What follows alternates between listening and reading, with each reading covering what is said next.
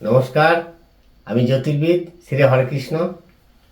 আসছি 2024 সালের জানুয়ারি মাস মীন লগ্ন মীন রাশির ক্ষেত্রে কেমন যাবে সে বিষয়ে বিস্তারিত আলোচনা নিয়ে। জানুয়ারি মাসের শুরু থেকে শেষ অবধি আপনাদের লগ্ন রাহু গ্রহের অবস্থান করছে ও সপ্তমভাবে কেতু গ্রহ অবস্থান করছে।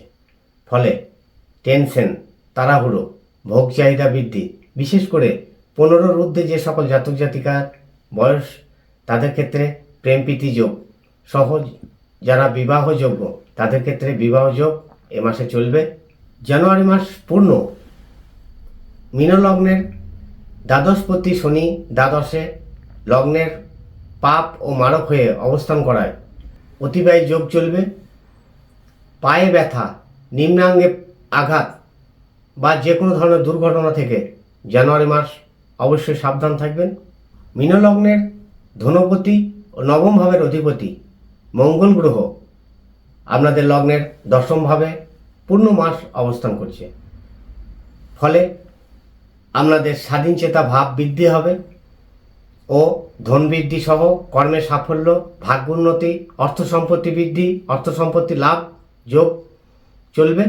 1 জানুয়ারি থেকে 15 জানুয়ারি মীন লগ্নের ষষ্ঠ ভাবের অধিপতি রবি গ্রহ দশম ভাবে অবস্থান করছে। 15 জানুয়ারির পর থেকে জানুয়ারি মাসের বাকি দিনগুলি রবি গ্রহ একাদশভাবে অবস্থান করছে। এক্ষেত্রে যেহেতু লগ্নের পাপ হয়ে উপচয়গত হয়েছে রবি, সেহেতু চেষ্টায় সাফল্য, অর্থ উপার্জনের পটুসহ ফাটকায় ক্ষেত্রে শুভ হইবে ও কার্যসিদ্ধির যোগ কম বেশি চলবে।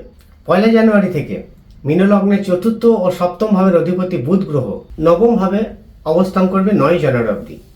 10 জানুয়ারি থেকে মাসের বাকি দিনগুলিতে বুধ গ্রহ দশম ভাবে অবস্থান করবে। এক্ষেত্রে নিজ বুদ্ধি বলে কার্যসিদ্ধি সহ যারা ব্যবসায় যুক্ত তাদের ক্ষেত্রে ব্যবসায় উন্নতি, মানযশ বৃদ্ধি সহ অর্থ সম্পত্তি প্রাপ্তি, উপার্জনের পটু হইবে। 1 জানুয়ারি থেকে পূর্ণ মাস মীন লগ্নের লগ্নপতি ও দশম ভাবের অধিপতি বৃহস্পতি দ্বিতীয়ভাবে অবস্থান করছে। এক্ষেত্রে কর্মে মানযশ বৃদ্ধি সহ নিজ বুদ্ধি দ্বারা কর্মোন্নতি যোগ শুভ হইবে। 1 জানুয়ারি থেকে 19 জানুয়ারি লগ্নের তৃতীয় অষ্টম ভাবের অধিপতি শুক্র লগ্নের পাপ হয়ে নবম ভাবে অবস্থান করবে। এক্ষেত্রে কার্যকালে বুদ্ধিনাশ বা কারো প্রলোভনে পড়ে কোনো ধরনের ক্ষতি থেকে অবশ্যই সজাগ থাকবেন। 19 জানুয়ারি পর থেকে মাসের বাকি দিনগুলি শুক্র দশমভাবে অবস্থান করবে। সেক্ষেত্রে কর্মে মানযশ প্রতিভা বৃদ্ধি হইবে।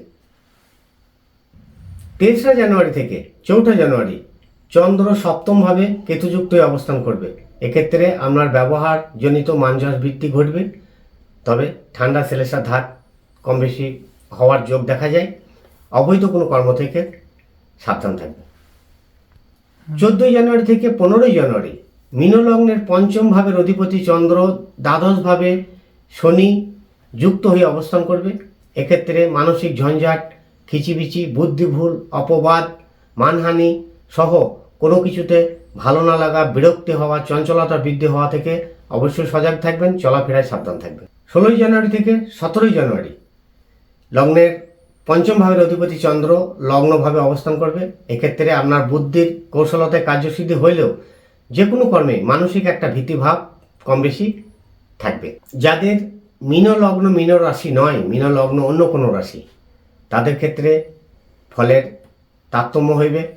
যাদের মীন লগ্ন মীন রাশি তাদের ক্ষেত্রে শনি 7.5 চলছে। এক্ষেত্রে সেই সকল জাতক জাতিকার ক্ষেত্রে জানুয়ারির মাস মানসিক ঝঞ্ঝাট কিচিবিচি আরও বৃদ্ধি হইবে।